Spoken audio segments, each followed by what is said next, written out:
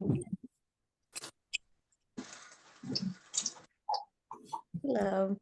Hi. Hello. Hello. I'm going to wait 2 minutes to start it next week as well, so that when I start it, everyone's already in the waiting room. It's way better.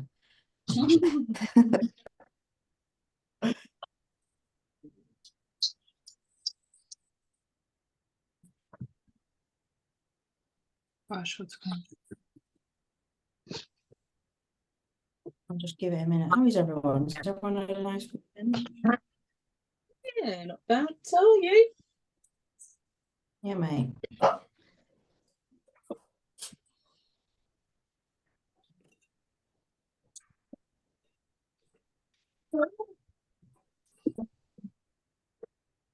I was bathing Amara. April, I'm just going to mute you just so we don't have to listen to you bath the baby.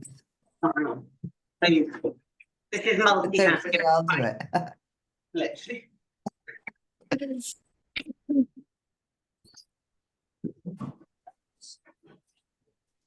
Right, 2 seconds and I will begin. Are there people interested in today's topic? Well, we both know that my blood sugars have a mind of their own. Ooh. This is perfect for Alright. me. And I feel like after my issue the other week, I kind of want to know why as well. Oh, yeah.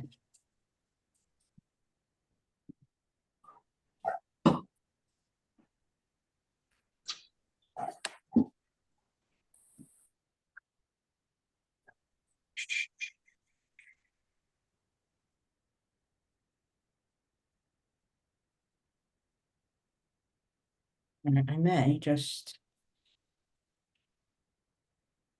crack on. Oh, I've got another one there. 1 second. Oh, I've got another one. Solid turnout.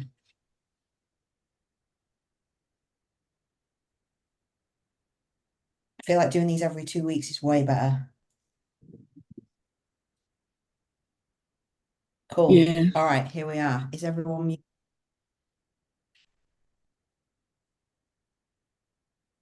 What I'm going to do is mute everybody, and then if you want to ask a question, unmute yourself and just ask the question.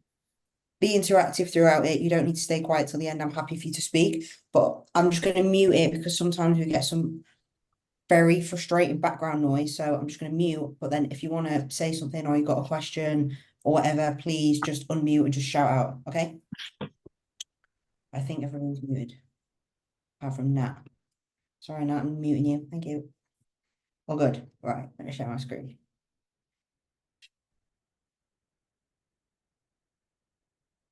Fun topic. Here we go. Right. Here we are. Can everyone see? Yes. Obviously, everyone's muted, so you can't say yes. So just nod your head. Yes, everyone can see that. Cool. All right. So blood glucose. What is it? How do we manage it? Now, we've a few people I've spoken to this about, so a few people who have issues with it. So a few people will know a little bit about what I'm going to go through now anyway. If you don't, obviously this is going to be completely new and should hopefully be quite interesting. Now, some of you may understand it a little bit. Some of you might not have a clue what blood glucose means. Now, what is blood glucose? Now, you will probably have all seen that on your check-in form, near the very far right-hand side, there's a column next to your average heart rate that says average or fasted BG level. So is your fasted blood glucose level. Now, if you've never taken it before, most of you have, and I get most of you to do it. But if you've never taken it before, it's the finger prick test that that essentially you potentially will have seen people do if you've seen someone with diabetes. They do a little prick in the top of their finger, then they test the blood and they get a reading on a little monitor. Now, what does this mean? Why is it relevant? What do the numbers mean? Should we be concerned about it? So what is it? Your blood glucose is essentially your sugar or your glycogen, your carbohydrates broken down into the bloodstream. So what happens is when you eat food, primarily a form of carbohydrate. It's broken down into the bloodstream. So it's digested, molecules are broken down, goes into the bloodstream. So your blood glucose level is the amount of sugar or energy in your blood from the food that you've eaten. Okay, it's the body's primary source of energy, and it comes from everything that you put in your mouth, absolutely everything. So obviously we can probably gather from that, the more carbohydrates you eat, likely the higher your blood glucose reading might be. Okay, it is the way that we transport all of our energy around the body. When we break our food down, it goes into the bloodstream, and that's how it's literally carried around everywhere. Does everybody get that? I feel like that's pretty self-explanatory. If you don't, shout at me. Okay, everyone understands. Okay, why do we care about it? Your body's ability to be able to utilize all the food that you eat, or as much food that you eat as possible, is really important. If you think about something being optimal, if you think about a car, and if you put petrol in a car, but you put a stopper where it goes into the engine, and the petrol just ran all the way around the car but didn't actually get into the engine to be able to do anything, it'd be pretty useless, right? And your engine wouldn't run very optimally, you won't get much power output, the car probably won't be very happy. The body and the blood glucose is very, very, very similar. So we care about it. If your blood glucose level is, and I'll come on to this in another slide in a bit more detail, but if your blood glucose level is very high and it sits very high consistently, that means that we're not pulling most of that glucose or that glycogen, that sugar, that energy out of the bloodstream and into the muscle cells. So it's just kind of floating around the body, a bit like the car analogy where it can't get into the engine. So it's just floating around in the bloodstream, okay? Now, what does this mean? As I just sort of covered, the higher the reading, the more sugar is in the blood.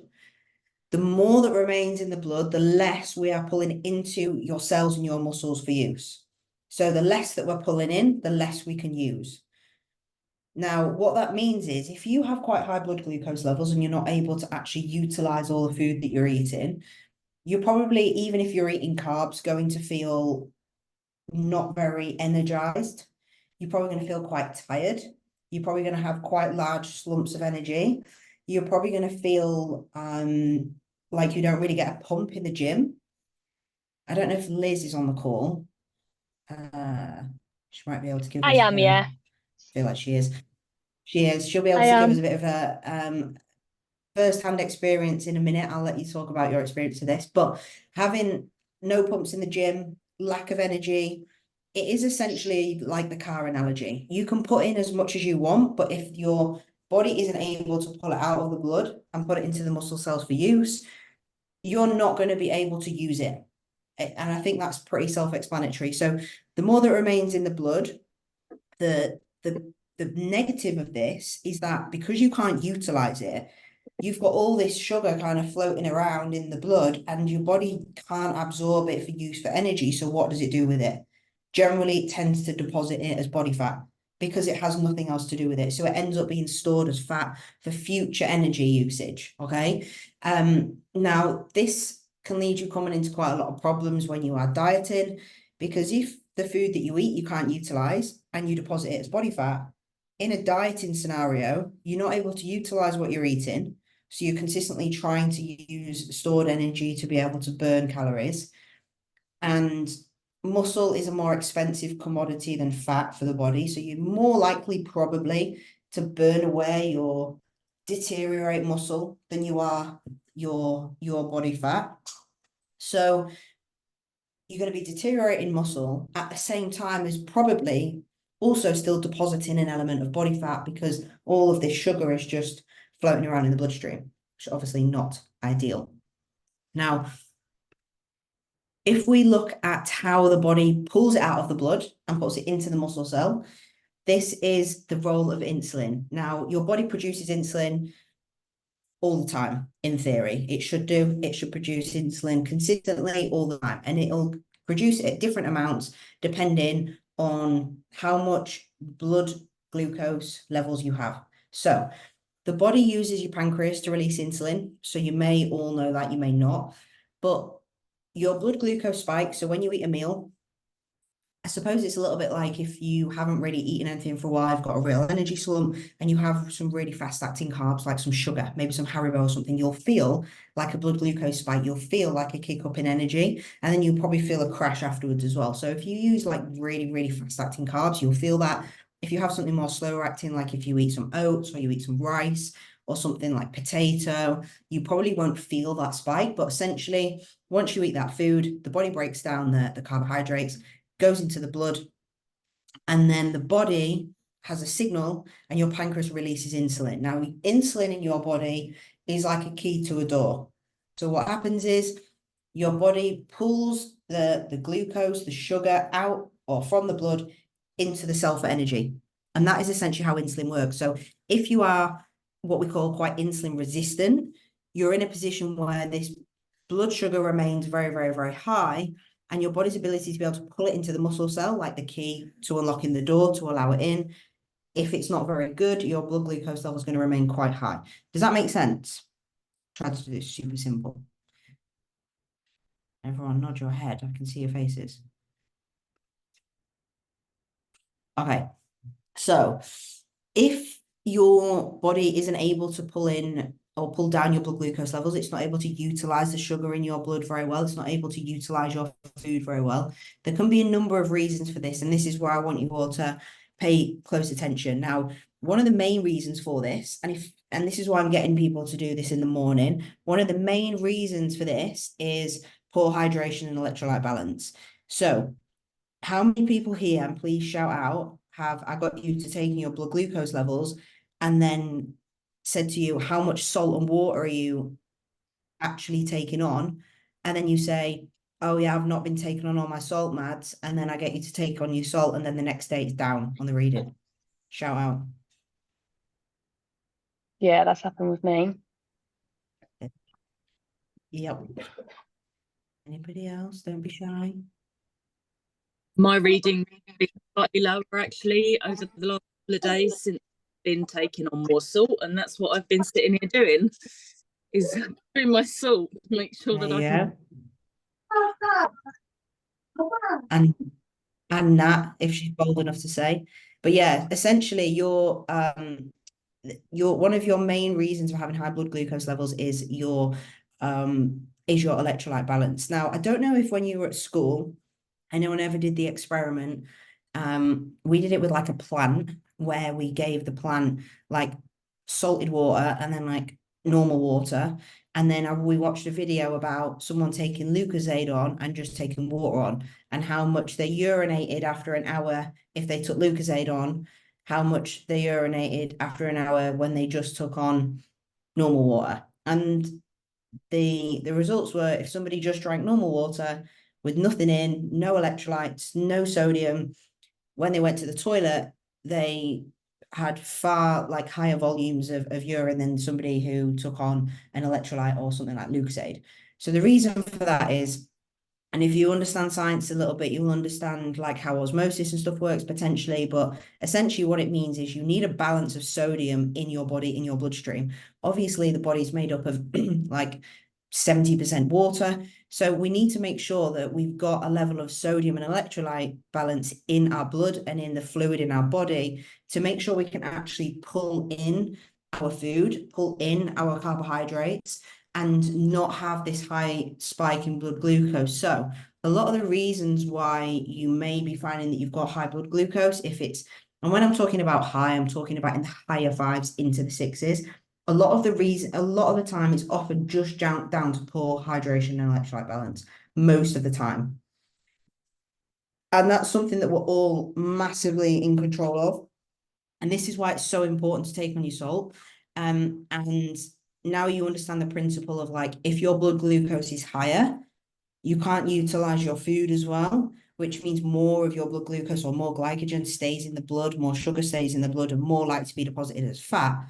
That should be motivation enough to make sure that your water is high and your salt is on point, to make sure that you can be well hydrated, to keep your blood glucose levels down, so that you utilize your food better and you can actually absorb more of your sugar, your carbohydrates, the food that you're eating. Does that make sense?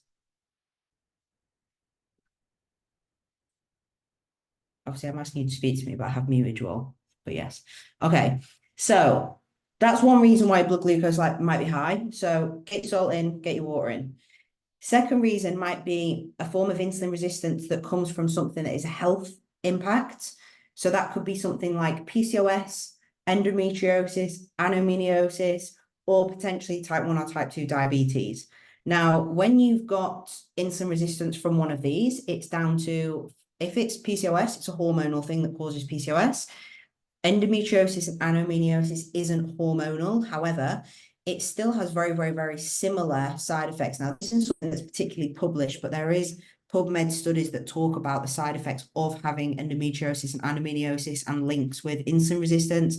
And I've seen it in my clients personally, and I know there is a correlation. The side effects are very similar to people with PCOS.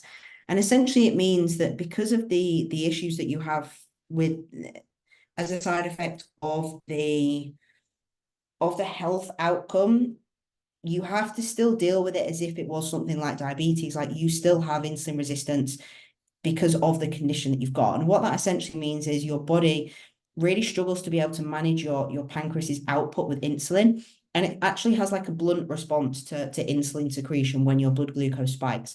So usually someone's blood glucose will spike, your pancreas will release insulin to deal with that blood glucose so it can be pulled into the muscle cell. But what happens when you've got something like PCOS is you'll have this blood glucose spike, and then you'll either have like an insulin spike which will stay high and then it becomes blunt, like nothing happens because you just have like a irrational response, or you have no response and your secretion of insulin is just like non-correlated with the spike in blood glucose. So it doesn't matter what you eat, like you don't get this insulin spike that then deals with blood glucose and pulls the glycogen into the muscle cell. So you just sit with a high blood glucose level all the time. And if this, often with this, you'll have like, often with PCOS, for example, when you have that high blood glucose spike, because your body doesn't release insulin very well to deal with it, your body will do other things to try and deal with it. So it'll do things like increase thyroid output to try and deal with like this influx of food. So it says, well, my insulin's not working, my pancreas isn't doing it, so I need to use something else to deal with it. So it might increase your thyroid output really quickly. So you'll end up with like heart palpitations a little bit and you'll get a bit hot. And like that, if anyone's ever taken high amounts of thyroid support, if you're an athlete, it's similar to that, but it's quite extreme for like a really short period of time. Heart rate goes up, you feel a little bit hot, sweaty, palpitations. So that's that's insulin resistance in that setting. Diabetes can be one of two things. It can be where your body is blunt to insulin, so it doesn't actually, the cells stop responding to insulin. So even if you put insulin in, it stops the absorption because it's blunt, usually because someone's been overweight for a long period of time.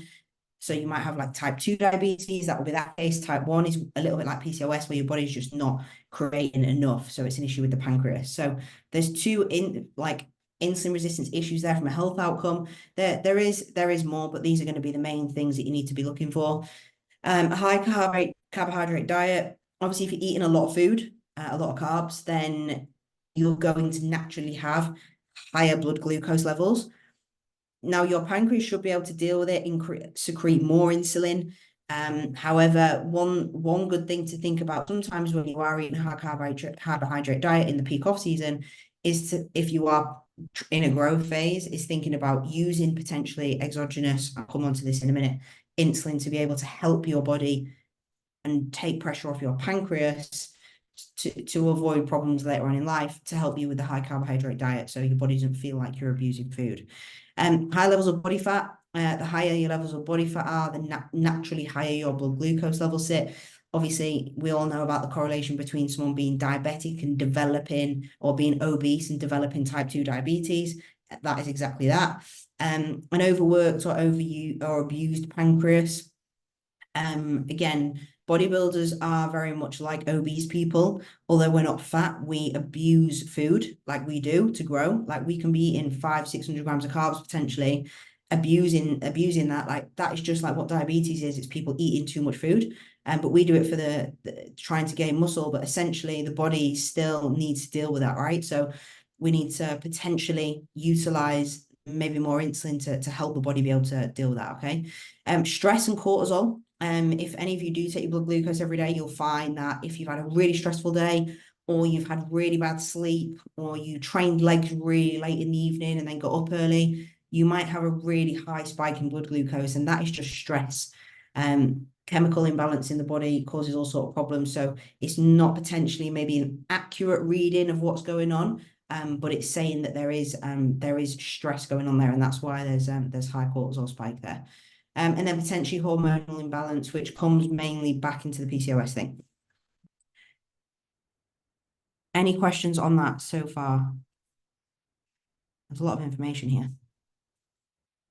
Yeah, do you know, can you tell if someone's got, like, because obviously we've never done mine, so like, can you tell by like body shape and things like that if you have it or not, or like, could you still be like lean and still have bad?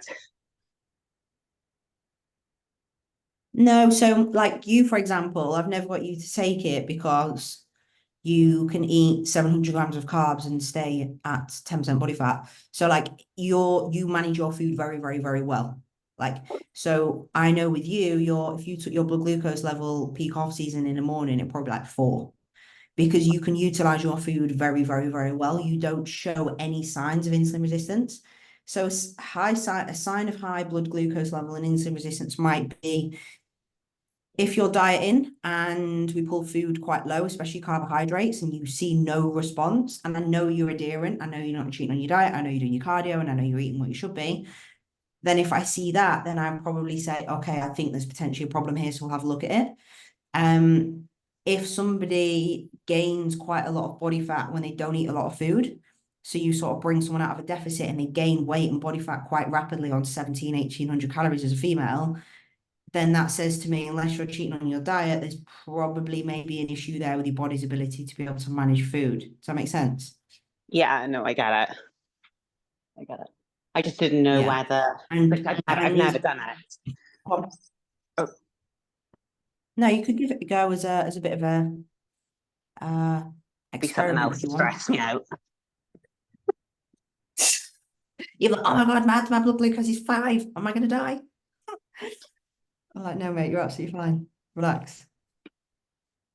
Relax.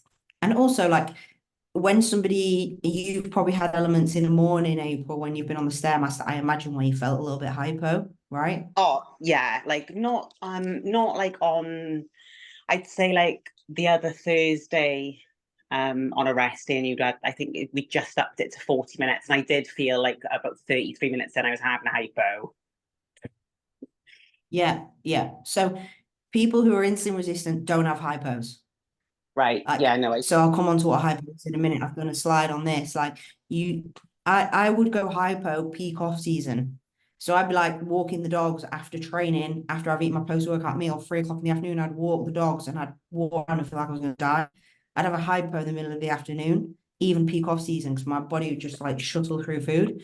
So when people are more insulin resistant, I can tell. Like obviously I can tell, or I can say, I think we should look at this because you have to diet on 0 food, or like if I know someone's got PCOS, I'll always check because it's a really, really high side effect of having PCOS. Not everybody has it with PCOS, but most people do. Because Yeah, your there you friend, go. the one, is it But you're Olivia? I seen she puts like that she's got PCOS and that she does the glucose test in the mornings. Yeah, so Liz, and she can share a little story, she won't mind in a minute, has exactly the same symptomology as Liv, same side, same everything. And yeah, exactly the same, like blood glucose readings were in the 6s and now sitting in the 4s, like 6s every day. Doesn't matter if you're eating no carbs, you wake up in the morning, blood glucose 6, high 6s, mid 6s. And then Tammy, actually, exactly the same. I think Tammy's on this call. Tamara, exactly the same. Yes, I'm here. Blood glucose through the roof, and then we've managed that, brought it down, and now she's losing weight. So yeah, it'll stop Yeah, people being very able to get lean, rapidly. essentially. Like if you are dieting, go on, Tammy. I just said, yeah, very rapidly, because obviously, situation that I've come from, I don't think I've ever dropped weight like this before. It's quite incredible to see. So, yeah, thanks. There you go. Very welcome. You can record me testimonial after this call. No, I'm joking. Yeah, But no yeah, problem. so healthy blood glucose level. No, you're all right, G. Between 4 and 5.5 somewhere is a nice place to be. If you're sort of edging 5.2, 5.3 up consistently, a couple of days here and there is fine. But if you're consistently mid to higher fives into the sixes, then that definitely shows us signs of insulin resistance. Now, that doesn't mean you're diabetic. It doesn't mean you got PCOS. You probably got one of these issues if you're consistently sitting at 6 or above. Then if you're consistently sitting at 6-ish or above, I could say you've definitely got some insulin resistance. And if you're not somebody who's got maybe family diabetic and you haven't got any other signs, symptoms of diabetes, and you are a female, the likelihood is it's probably something more hormonally or like ovarian function wise as a younger female, likely, especially if you've got no history of like being particularly overweight. You don't come from like an abusive food background or anything like that. However, you could still have type 1 diabetes. It is often quite genetic, but it's not always genetic. So yeah, there's things there to look at, but it's more likely probably be to be a hormonal thing. So yeah, anything above there. Often I'll have clients, or maybe a few of you have been sat in the fives or higher fives, and I've said, make sure you salt in your food and drinking all your water, please. And then the next day you're like, haha, man, it's 4.3 now. Haha. And I'm like, yeah, that's because you were dehydrated. So make sure you're hydrated, and it's probably in a better position. But yeah, if you are consistently sitting at 6 or above, it is a really, really good indicator of if there's something wrong. Okay. Healthier levels allow better utilization of food and therefore higher energy levels, and also better body composition, obviously, because we utilize our food better. Ways you can manage it: keeping body composition stable, so sensible and not getting too fat in the off season. Doesn't mean don't get a bit fat in the off season, but don't get too fat in the off season. The fatter you are, the less insulin sensitive you are consistently. Like your average will always sit a little bit higher. So we just want to make sure that we are keeping body composition good. We want to make sure that we're staying hydrated: water, sodium, potassium. Potassium's in white potato, in Electrolyte Plus. It's in a lot of other foods that you eat as well. It's not as much of a concentration because from a trace perspective, you tend to get enough from the food that you eat. But water and sodium, so the salt that you put in your food and the water you intake, is so important. So we should be aiming for about 10 grams of salt a day. Everybody is a minimum. Some people I'll give a little bit more. If you are a slightly bigger human, I will give you a little bit more, but generally 10 grams as a minimum is a good place to be. Insulin to use in health cases, potentially with PCOS, with diabetes, and then insulin also often used when food is really, really high in the off season for for anyone really. It's a little bit like the management is if you had diabetes. We want to keep stress on the body to a minimum. So if we can take half of the pancreas's job away by giving your body half the insulin it uses each day, then that takes a lot of pressure off the body, which is actually really, really positive. So we might even be in a position where your food isn't that high and you haven't got any health issues, but you consistently sit in the high fives. We can implement a little bit of insulin, and you'll find that you'll probably come down into the high threes, low fours, which is just a more optimal place to be. And it doesn't mean you're totally insulin resistant or you've got PCOS or you've got a problem. But it's like anything, can we make you a little bit more optimal? It's like if your testosterone sits at 0.4, are you broken? No, you're not broken, but could you be a bit more optimal? Yes. It's a little bit like if your vitamin B is sat in the lower end. Is there anything wrong with it? Not particularly. Have you got enough? Yes. Could it be a little bit better? Yes. Okay, well, we'll implement the vitamin B supplement. It's exactly the same thing. And it's just about making sure the body is working as optimal as it can be, because if you could get a little bit more muscle gain or growth out of exactly what you're doing now with a bit of support, or you could get a little bit more body fat loss from what you're doing now with a little bit of support, would we want that? Yes. So it's just about management of that. And then last but not least, going hypo. I'm sure a few of you may have had this before, and if you haven't, I'll explain what it is. But it's when your blood glucose level dropped below normal. Now, normal being in the fours somewhere, maybe high mid threes. Usually you'll find that anything below 3, you'll experience like a little bit of hypo, bit of sweating, bit of shaking, feeling a little bit dizzy. If you've never experienced it before, you can feel like, oh my God, what is going on? Am I going to pass out? You feel a little bit like that. If you do feel a little bit like that, especially in a prep scenario, don't panic and go and like eat 20 squares bars. You don't need to do that. I used to have it on prep last year every single time I left the gym because I wouldn't have eaten for ages. I would like be leaving the gym and be having a hypo. It was awful. So I just always had a can of Diet Coke in my bag. And usually the sweetener from it is enough to spike your blood glucose a little bit, and it'll just temporarily sort you out and just take you off it until you get home and eat some food. So having a Diet Coke in your bag is a really good way to do that. Or having a few of your carbs from your next meal maybe in your bag. Like if you've got rice cakes in the afternoon or something, like just keep a couple in your bag all the time so you can just eat a couple of rice cakes and a glass of water just to take you out of that hypo state. But you shouldn't need to go over your calories for it. It's very normal. When you are leaner and eating much less food, you're more likely to experience this. Obviously, we're trying to take our body to low body fat levels. So realistically, you're burning a lot more than you're putting in. So your blood glucose, once you're leaner as well, and the stored body fat is low, you are more likely to experience a hypo. Okay. And at some point, once you are absolutely peeled and you're eating no carbohydrates, you are probably living on the edge of a hypo slightly all the time. Okay. So as long as you've got a glass of water around you or a Diet Coke and you have the ability to sit down and let it pass, you'll be absolutely fine. So don't panic and call an ambulance or anything if you have a bit of a hypo when you are on prep. Okay. Oh, good. That's a record time. I did that in 30 minutes. Questions? Everyone turn their cameras on, please. I feel like I'm talking to a wall. Oh, you can't see my There we face. go. So sorry. My face is very swollen. Madge, you know, Yeah, like, gonna laugh with at it. I don't mind. what's the difference between like if you're going Go high on. and say you just go really lightheaded at the gym? You're probably going lightheaded because you are a little bit hypo, probably. Because that happens like if I'm doing Depends what it is as well. Like it, like anything like or back like hip thrusts or extension. something, and you go lightheaded. Mostly back like back extension or something. They do What, when feel you're like headies down? Yeah, like after or it's even when I do cable kickbacks sometimes or like if my head's been down for a while and then all of a sudden I'm finished like I'm like, whoa, it's a bit spaced out. Yeah, depending on how you go. Like if it's something, I mean, even in like your peak off season, if it's something where your head's down for a long period of time, you're going to get all the blood rush to your head, and then you're going to come up, and then all the blood's going to rush away from your head, and that's probably going to make you lightheaded because all Yeah. the blood's rushing away from your head where you've had it all pressure in your head and then away.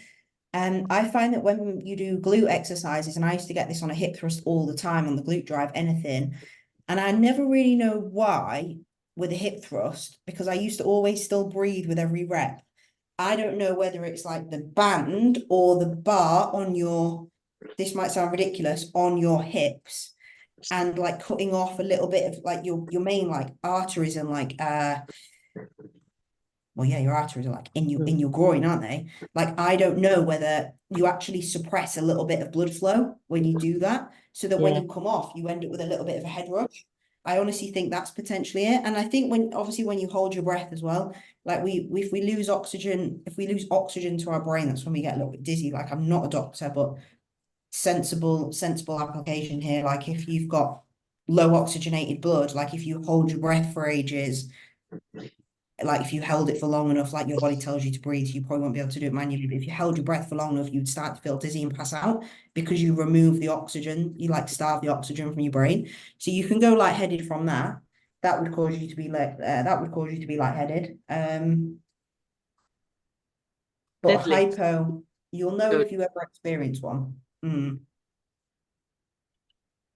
I think this is really helpful for me personally, because I think the last time I must have had this exact experience way back in June, and I thought I was having an anxiety attack. So it just like sent me for the whole Yeah. weekend. Basically, it caused an anxiety attack because I was like, I'm panicking, everything's terrible. And then I did go and eat a kebab. So I feel like it's good to know that, that's just probably something to expect, so that it doesn't send me spiraling for the next few hours afterwards. Yeah, you can't use it as an excuse to eat a kebab now either, though, so that's good, isn't it?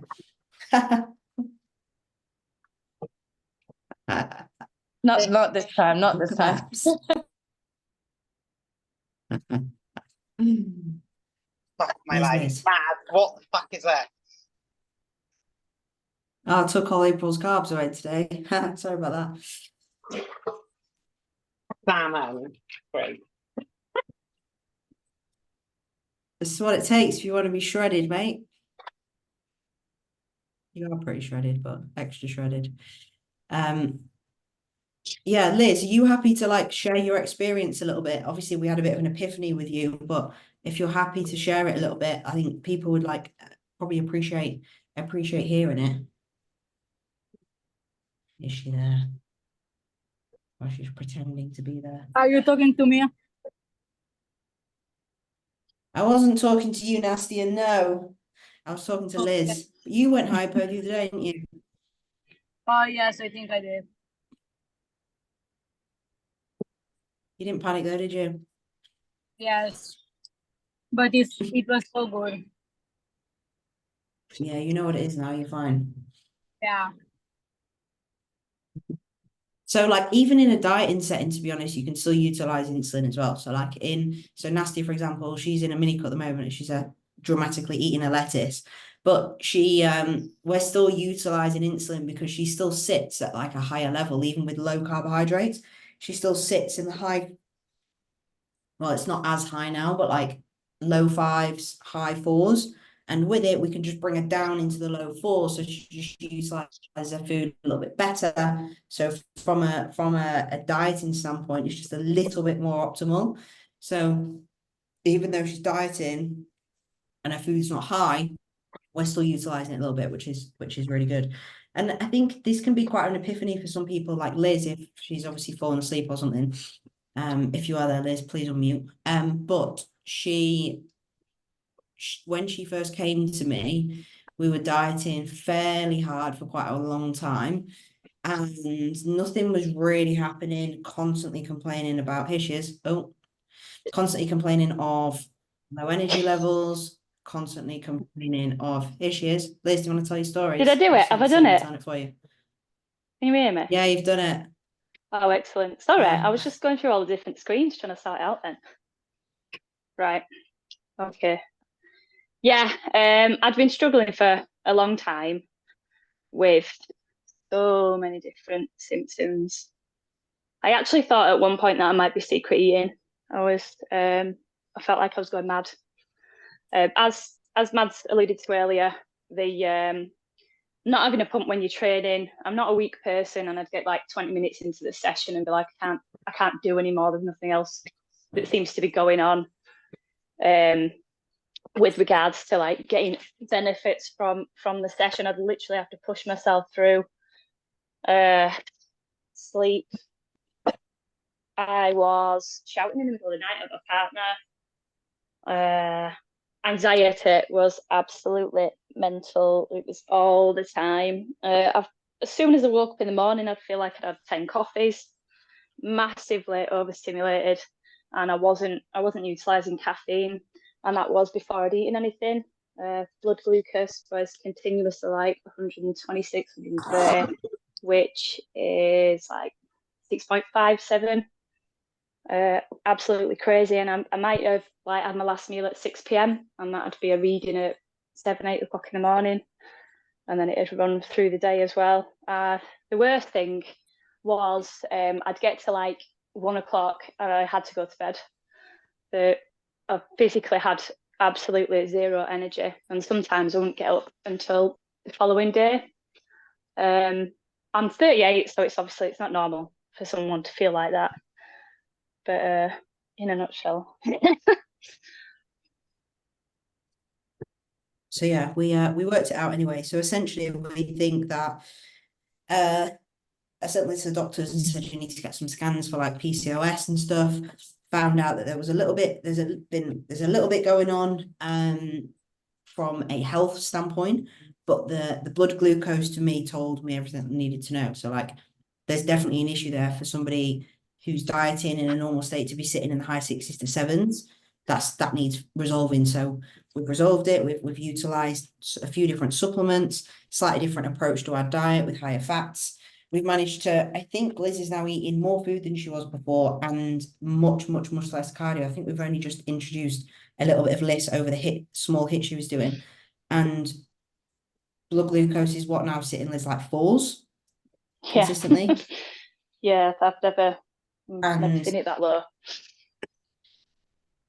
body weight is absolutely flying. So yeah, it just shows that like how important it is. And often, I know, and I've spoken about this before, often when you're like some of you are coaches, so you can utilize this information obviously going forward with your own clients and stuff, but it's important to understand that there's a lot more to fat loss than just like being in a calorie deficit, and your blood glucose is so important. Now, for a lot of you, like any of these health outcomes won't necessarily be relevant, but understanding how it works a little bit and the importance of it and making sure you're hydrated and you're taking your salt on and stuff is really important.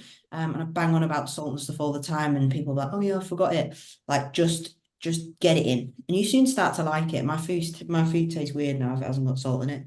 But you do get used to it, and it actually has a really positive impact on your body's ability to be able to take on food, get lean, grow muscle, be hydrated, think straight. Like it's really important. And if you are dieting, it can be a bit of an epiphany. So Liz and Tammy are now fixed, and Liv, go on. Do you have to wean yourself on and off insulin? No, you don't need to wean yourself on and off. No, you run it forever. It's just a replacement. So like your body produces it all the time. Obviously some people are better at it than others. Some people produce more than others, like if your pancreas isn't very optimal.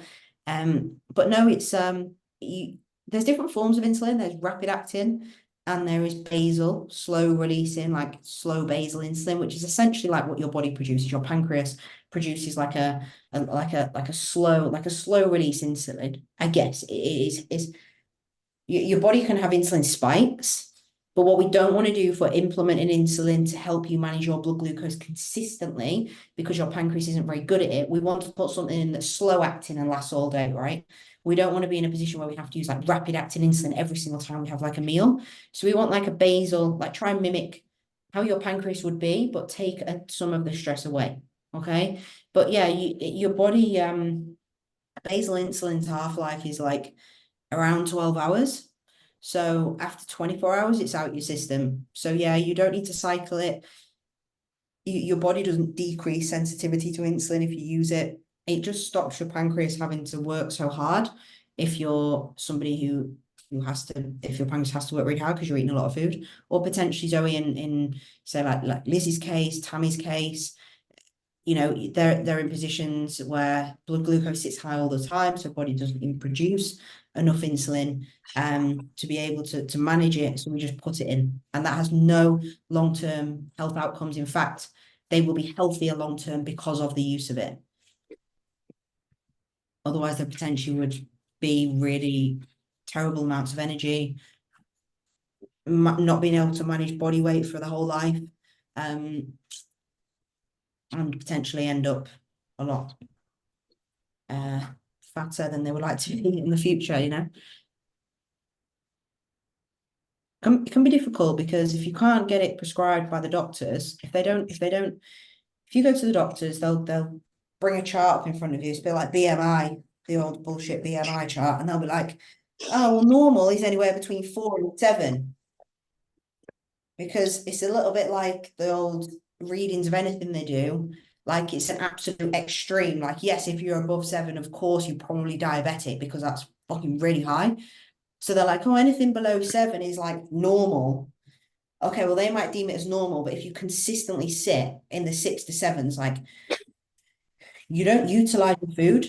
And anyone who sits in that realm consistently, if you ask them if they diet easily, they'll say no. And like they're not in a good place. It affects your happiness. It affects your ability to be able to do all sorts of stuff. It affects your day-to-day life, your energy. So you probably really struggle to get things like that unless they actually diagnose you as diabetic. Probably wouldn't be able to get like insulin through the NHS. But But there are other things you can do to help it. Obviously, you can go on a really, really low carbohydrate diet, higher fats diet, that can help. You can utilize supplement needs to do some really good good supplements for it, and they do glucox, which is great. But they only help so much, you know. They might give you an extra couple of percent. It may help a little bit, but there's nothing quite like actually giving your body insulin if it doesn't work. So obviously, like working with me, I can sort these things for you, but it can be something that's really, really difficult for people to get, especially girls with PCOS. They'll go to the doctors, and lucky if they get prescribed metformin. Like I know Liz went to the doctors and was like, I need a scan, I need you to do this. And they were like, oh yeah, we think you've got this. And Liz is like, oh, are you going to do anything about it? And they're like, oh no, on the pill if you want. It's like, it's not fucking helpful, is it? So like they're very reluctant to do anything because it's not a prescribed, in their book, it's not a prescribed, oh, if someone's got PCOS, you do this. Like it's not a prescribed thing that they do, even though the outcome is exactly the same as if you've got like diabetes, the symptomology is the same. So for me as a coach, like with obviously the support of like Dr. Dean and the mentoring and the education that I've had, is to always treat the symptomology. So if your symptoms are the same as someone with diabetes and the outcome is the same, I'm going to treat you exactly the same, because regardless of what they want to call it, like if you're insulin resistant, you're insulin resistant. It doesn't really matter what the cause is. The outcome is exactly the same, right? So you still need the same treatment, and it works. So Tammy's going to waste away, I think, if she continues to diet now. She's about 8 kilos down. So yeah, it does work. It does work, but it's it can be really stressful. Can be really difficult. I know Liz was about to, I don't know, fucking jump out of the bedroom window or something if she didn't feel any better quickly, because it can really, really take over your life. So there you go. Any more questions? Matt, I have a quick question about, basically I went to see my GP recently, and my blood pressure is always kind of like, it's not high, but it's middle to high. And I was kind of trying to explain to him that Yeah. that I am into bodybuilding and I'm doing this dieting and everything like that. And he said, well, we need to cut your salt all the way back. We should be cutting your salt completely. And I was like, don't really think that's something that I can do or manage. And he was kind of like, well, okay, well, and then I don't really know. We kind of ended on like, just check your blood pressure every single day. And it just kind of just ran into the ether, that conversation. But I was wondering if you had any thoughts about that. The salt thing. I don't know. Yeah, I mean, like it, if you cut your salt down, you'll be less hydrated, which means your blood will be thicker, which means your blood pressure will be worse. Because if you're hydrated, your blood is thinner, right? Because you're more hydrated. You're more hydrated. Like you got more water in the blood. You're in a more hydrated state. Like when you're dehydrated, your blood pressure sits a lot higher. Like your blood pressure is a lot lower when you're well hydrated. So I don't really understand. I imagine he probably thinks they're on about I don't table know. salt. I mean, yeah, to be honest though, it's the same thing. I think what a lot of people think, like 10 grams of salt a day, when you weigh it in a pot, right, looks like loads, doesn't it? When you put that in a pot, you're like, fucking hell, that looks like a lot of salt. Now, what we need to remember is all of you eat chicken, rice, eggs, bread, fucking bagels, pasta, Cocoa Pops, none of which have any salt in. It is the emptiest food on the planet, right? Most people who, if you pick up something from a shop and you read the back of the packet and you read how much sodium and salt are two slightly different things as well, by the way. So like X amount of sodium per gram of salt is how it, like, they're not exactly the same. If you check how much sodium or salt is in stuff, it's absolutely through the roof. So when you compare like what a normal person will take in their diet compared to your 10 grams of salt a day, the amount of sodium that they take on is probably way more than you. So like that can be quite unhealthy, because too much salt can be a negative as well. But we also need to remember like what we do as a sport. Like we train really hard, so we need high amounts of hydration so we can drive pumps in the gym, we can drive stuff into the muscle. And we also sweat a lot more than the normal individual. And when you sweat, you lose loads and loads and loads of salts. So again, you're dehydrated because you lose a lot of sodium. So I think sometimes it's a little bit skewed, and I think this old myth of like, oh yeah, you need to cut your salt back is very much like, because people have a really unhealthy diet and eat loads and loads of salty food and probably take on the equivalent of like 30 grams of salt a day. We're not really like that. You do actually need salt in your diet, like you do need salt. Even the normal human needs some salt in their food. But we need to appreciate what we do as well. Like we train, we sweat. It's very easy for us to be hydrated. We carry more, even as a natty, you carry more muscle mass than the 90% of the population, you know. So I don't agree with that. It's not going to improve your blood pressure. It would make it worse if you were dehydrated. But he's probably coming at more of it from like your blood pressure is high, so like, is your cholesterol high? You've got too much fat in your arteries. You need to reduce the amount of salty, fatty food that you're eating. Like, is it that more of approach? Because it's definitely not a hydration thing. Do you know what I mean? Don't know. Yeah, makes sense. Yeah. He just sounded That like would he be likes hears the a voice extent on. to my comment on that. He just likes to talk when I was I was like, I don't even know what you're on about now. But yeah, thanks. You're also, as well, to be fair to you, like you're a big human. Like you're actually huge. And you're about 8 foot tall. So I would probably expect your blood pressure to be a little bit higher. Yeah. Do you know what I mean? Like you are a large human. It's Yeah, gonna I be, love what it. is high? What is your I don't know, it's like what is in the it? one mid 140s or something over something else. I don't really know, but it's been like that my whole life. I Interesting. can't remember. Is that Can't remember. fasted in the morning? That would have been, no, that was about 3 o'clock in the afternoon. He was also just stressing me out. Take it fasted in the morning. Yeah, Yeah. Going into a doctor's won't help. yeah. Take it fasted in the morning and see what it is. Probably more like 120s should be fine. 140s is quite high. Take it fasted in the morning for a few mornings and we'll look at it and monitor it. But you're not an unhealthy individual from like an outsider's perspective. Like you're not.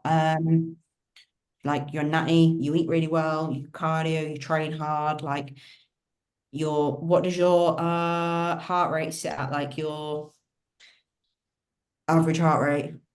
Well, when I'm training, I've got it up to 150 or something, but I don't know. I'd have to check. I've just got myself a Fitbit thing, so be more on that.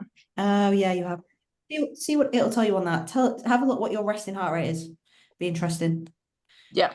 But I wouldn't be too concerned. Okay, thank you. You're not fatty. There we go. I definitely don't take salt out of your food. Otherwise your blood glucose will be high, mate, and then you will be fucked. Any other questions? Was that helpful? Was that insightful? I feel like it was something different. Liz, yes.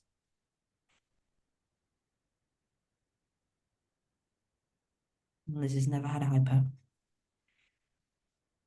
Love that. Okay. Yeah, if you've got no questions, hopefully that was helpful. I'm going to upload it on YouTube as well. So if anyone wants to rewatch or anything, you can, or share it. I'm happy for you to share it with people if you want to share the link. But yeah, if everyone's happy, I will let you all leave. Thank you. Thanks, Matt. Thanks, Mads. Love that everyone's shy, they're in the chat. You're okay. Bye. Bye. Bye.